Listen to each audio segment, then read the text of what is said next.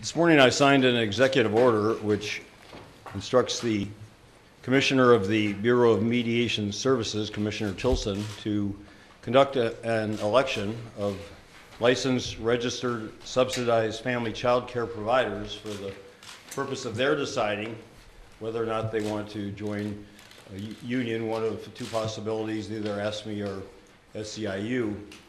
I've heard and met with both proponents and opponents of this measure, and so it seems to me that given that there is that dispute among those child care providers, the fairest way and the American way to resolve that dispute is through an election. And so I have proceeded on that basis, and hopefully that election will give an opportunity for all the voices to be heard. First of all, no one would be forced to join a union, even if the majority of those voting were to vote in favor of joining the union. Anyone who was part of that group who did not want to join the union would not be required to do so.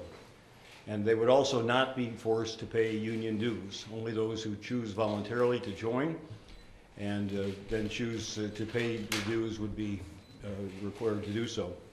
And non-members and non-member organizations would not be prohibited from communicating with their respective state agencies. We're standing here disappointed in the actions that our governor has taken this afternoon, and I challenge his statement that he has done due diligence when he cannot even answer questions asked by you, the media, on whether or not the AG has weighed in on the legal aspects of his executive order. I challenge his due diligence when he makes the comment that he doesn't even know how many daycare providers would be eligible to vote under his executive order. And I think the direction that he has taken is the wrong direction. And it's just another Merry Christmas gift from our governor, which will create more government intrusion into the lives of our independent businesses. And all I would like to say is that we did have a hearing on this matter a couple of weeks ago. Senator Perry and I, we did have testimony. One of the things that we learned in the course of that hearing is that there is nothing in Minnesota law that provides the governor with the power to do the thing that he says he's going to do.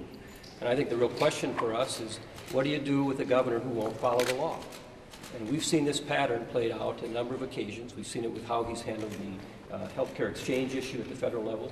We've seen how he's handled this with respect to the federal grants that we just had hearing about this morning, where he is attacking members of the legislature for following the statute in Minnesota law on how these grants are to be provided. I think that we have to ask the question, is the governor's motive to try to find a way to govern without the consent of the duly elected legislature? That's what it seems like to me. But we do not believe the governor has the authority to do what he has said he's going to do, and we are going to do everything in our power to make sure that he is not able to proceed. We think it's against the law. Well, the Bureau of Mediation Services, who he said in his order is going to be conducting the election, as I understand, as we were told in our committee, has jurisdiction over state employees. These are not state employees. These are not public employees. These are private businesses, private individuals. It seems clear to me from what the governor's comments are, is that he wants to empower the two unions to replace the legislature in dealing with the departments on issues of daycare.